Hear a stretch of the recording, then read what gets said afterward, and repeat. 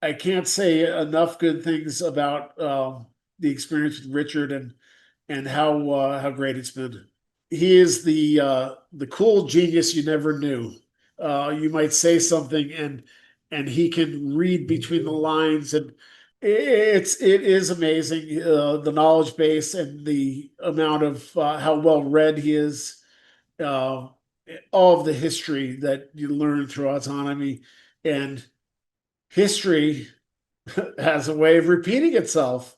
So, learning from that history and improving yourself, he is the guy. I wouldn't wait if anyone new is considering. The more interaction, the more time you get to um, take in whatever knowledge that Richard can pass, or whatever insight he can pass to you, the better off you're going to be.